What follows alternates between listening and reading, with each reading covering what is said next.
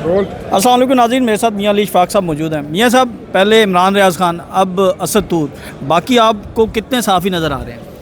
पाकिस्तान में तो पता लगा है कि 3 दर्जन के करीब जो हैं वो सहाफ़ी, इनको नोटिस FIA ने इशू किए थे 20 दिन पहले। कोई सुप्रीम कोर्ट से जो जजमेंट आई थी 20-25 दिन पहले, उसकी बेसिस पे इलेक्शन सिंबल की गालिबन वो जजमेंट थी, जिस पे काफ़ी क्रिटिसिज्म जो है जजमेंट पे आया। जिसके बाद हमने देखा कि FIA साइबर क्राइम ने पाकिस्तान भर में, कराची में, मुल्तान में, गुजरांवाला में, फैसलाबाद में, इस्लामाबाद में, लाहौर में दर्जनों के लिहाज से पाकिस्तान में लीड एंकर पर्सनस और जर्नलिस्टों को नोटिस इशू किए। तकरीबन 15 या 20 से ज़्यादा तो मेरे पास जो हैं वो लोग राब्ते में हैं, जिनका मैं वकील हूँ, जिनको नोटिस आए हैं। उसी को परसू करते हुए आपने देखा कि इमरान रियाज़ खान को विक्टिमाइज़ किया गया एक मरतबा, फिर दर्जनों मरतबा ये पहले कर चुके हैं। इनकी तबीयत नहीं भरती तो इमरान को उन्होंने विक्टिमाइज़ किया। और फिर आपने देखा अब असद तूर, जो कि बड़ा फेयरली अपने प्रोफेशन से चीज़ों को मद्देनज़र रखते हुए रिस्पॉन्सिबिलिटीज़ को परफॉर्म कर रहे हैं, बट उनका जो क्रिटिक होना है और फेयर क्रिटिसिज्म जो है वो भी किसी से बर्दाश्त नहीं है। तो ये जो सहाफ़ियों के ख़िलाफ़ इस तरह की जो मुहिम जोई है, इसकी कोई लीगल बेसिस नहीं है। ये हमेशा से ही सिर्फ एक टूल के तौर पर जो है वो ये लॉज को इस्तेमाल किया गया, और इसका लॉजिकल एंड, ये जो मोटिव होता है वो सिर्फ यही होता है कि ज़ुबान जो है वो बंद कर दी जाए। अब कोअर्सिव सर्कमस्टेंसेस जो हैं ये अनएक्सेप्टेबल हैं।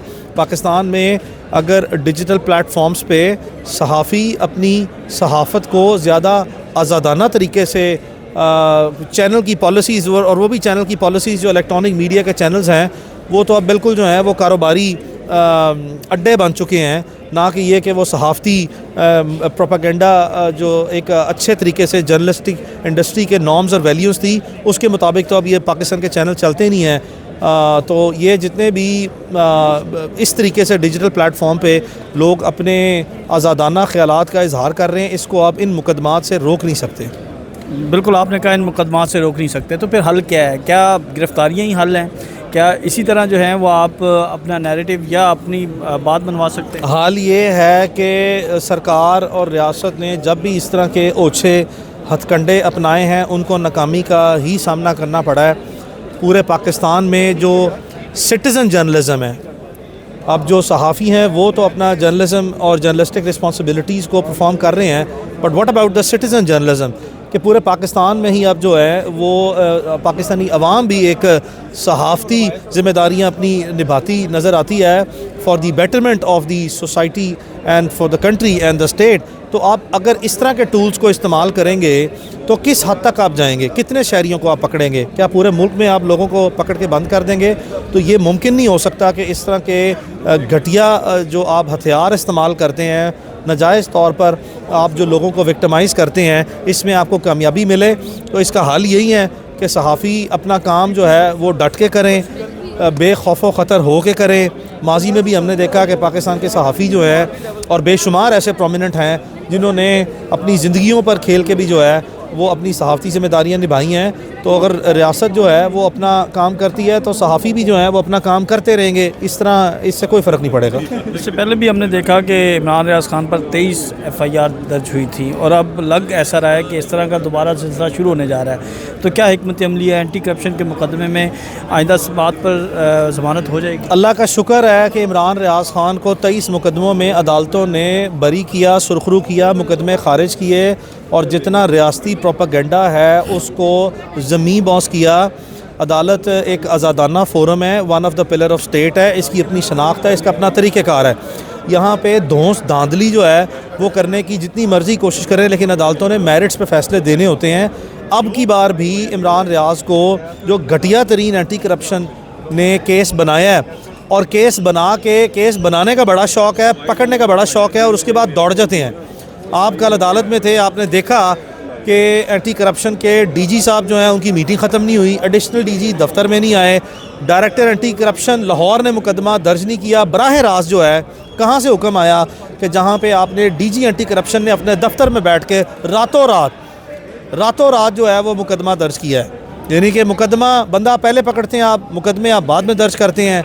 और इंतहाई करप्ट तरीन इदारों में जो है पाकिस्तान के पंजाब एंटी करप्शन इस्टेब्लिशमेंट, जिसके अपने लोग जो हैं वो नायबज़द हैं, जिसके अपने ऑफिसर नायबज़दा हैं, उनके हवाले आपने इस एंटी करप्शन को किया हुआ है। और इस तरीके से अगर आपने विक्टिमाइज़ किया तो जो इमरान रियाज को विक्टिमाइज़ करने वाले सिविल अफसरान सोच लें कि जब आप पर वक्त आया आप रोते थे, आप पे जो मज़ीद वक्त आएगा दोबारा आएगा, आपका वक्त भी आएगा कि आप जेल के कटहरों में होंगे और आप उस वक्त भी रोएंगे। तो आपको भी जो है ना वो ख्याल रखना चाहिए कि जब आपकी बारी आती है जेल में जाने की तो आपको रोने धोने याद आते हैं, और जब आप अपनी ऑफिसर बनते हैं तो ऑफिसर आप लोगों के हाथों में, मुख्तलिफ इदारों के हाथों में एज अ टूल इस्तेमाल होते हैं। तो आप अपनी आप को इतना सिर्फ एक पोस्टिंग के लिए जो है वो आप अपने आप को इस तरीके से बेच डालते हैं, लेट जाते हैं कि आपकी अपनी आज़ादाना शनाख्त ही कोई नहीं रहती। मतलब है जिस तरह का इमरान रियाज के ख़िलाफ़ एंटी करप्शन का मुकदमा है, इस पर शर्म आती है कि पाकिस्तान में अगर एंटी करप्शन के इदारे ने किसी प्राइवेट फ़र्द पे इस तरह के मुकदमे बनाने हैं घटिया और फजूल किस्म के, जिसमें सरकारी ख़जाने को नुकसान नहीं हुआ, सरकारी ख़जाने को 1,50,00,000 से बढ़ के 3 करोड़ रुपया फ़ायदा हो गया। ये करप्शन ये है, ये एक अनोखी करप्शन है कि जिसमें एंटी करप्शन मुकदमा बना रही है सरकारी ख़जाने को फ़ायदा होने पर। तो इस तरह की एंटी करप्शन के ख़िलाफ़ कार्रवाइयों पे इन्ना लिल्लाहि व इन्ना इलैहि राजिऊन जो है वो कहा जा सकता है। और इस तरह के हालात में सवाल ही पैदा नहीं होता कि इन्होंने एक इस तरह ये लकी हैं। पहली बात ये लकी हैं कि इन्होंने इमरान को चोरों की तरह गिरफ़्तार किया। बी कि जुम्मे वाले दिन फ़ैसला लेट आया जिसकी वजह से सेम डे बेल फाइल नहीं हुई। सी हफ्ते वाला दिन आ गया और इतवार को छुट्टी होती है मुल्क में, और उसके बाद मंडे ट्यूसडे को जिस जज साहब के पास हमारा हफ्ते वाले दिन केस लगा है वो लाहौर में होते ही नहीं है पीर और मंगल को। तो कुदरती तौर पर नेचुरली सर्कमस्टांसेस कुछ इस तरह के डेवलप हुए कि हमें 2-3 दिन लगे हैं, वरना अगर मैं उस वक़्त अदालत में मौजूद होता रिमांड की कार्रवाई में तो मुकदमा मैं हर सूरत हमेशा की तरह इमरान का ये खारिज कराता। और अभी भी हम इंशाल्लाह अल्लाह के घर में हमें पूरी उम्मीद है कि हम इंशाल्लाह इमरान रियाज को कल पोस्ट एस बेल ग्रांट करवा लेंगे। ये भी मुझे पता है, ये भी मेरे इल्म में है और वाज़े इल्म में है, और मैं आपको ये वाज़े करता चलूँ, ये जो कार्रवाई हुई है कि जी एंटी करप्शन ने की है, चलें इसकी तो एक अपनी अप्रीहेंशन थी कम या ज़्यादा, लेकिन हमें पता है कि 15-20 दिन पहले से इमरान से कौन खफा है, किस लेवल पे खफा है, और वो किस तरह बार बार उसको विक्टिमाइज़ करना चाहते हैं। तो एंटी करप्शन के बाद भी क्या हो सकता है, ये क्या आ सकते हैं, उसके लिए भी हम ज़हनी तौर पर तैयार हैं। ये याद रहे बात, ये रिकॉर्ड पर रहे कि हमेशा की तरह इस तरह के घटिया जैली मुकदमे जो हैं इसको हम ज़मीं बोस करेंगे, अदालतों से हम इंसाफ लेंगे और इमरान अपनी ज़िम्मेदाराना सहाफ़ती ज़िम्मेदारियाँ जो है वो निभाता रहेगा। जी बिल्कुल, मियां अली इशफाक साहब हमारे साथ मौजूद थे। कल इमरान रियाज का केस है और उनका ये कहना है कि इस मुकदमे में भी इमरान रियाज सुर्खियों में। हमें इजाज़त दें, अल्लाह हाफ़िज़।